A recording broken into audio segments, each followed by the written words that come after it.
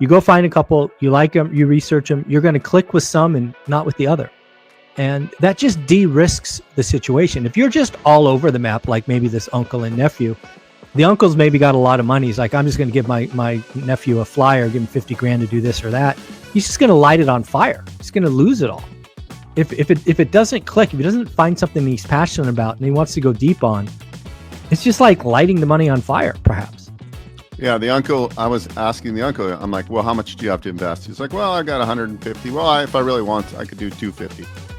And I'm like, okay, well, I mean, first of all, you're in another country and your nephew works full time and he's an attorney.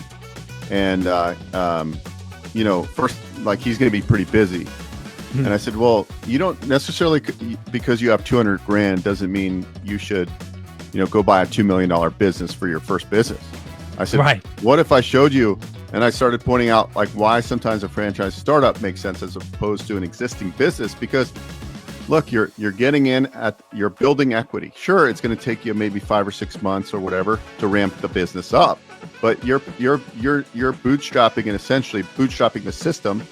Instead of paying a multiple of earnings where you're basically buying at the peak of the market, in many cases, you're creating the equity just like you would on remodeling a house and buying it at a discount. So I always equate that and I go, look, I can probably show you a business model that makes sense where your all-in cost with working capital and everything is 150 grand. So instead of you putting 150 grand down, I'm saying put 15 or 20 grand into your first business. Let's cut our teeth there.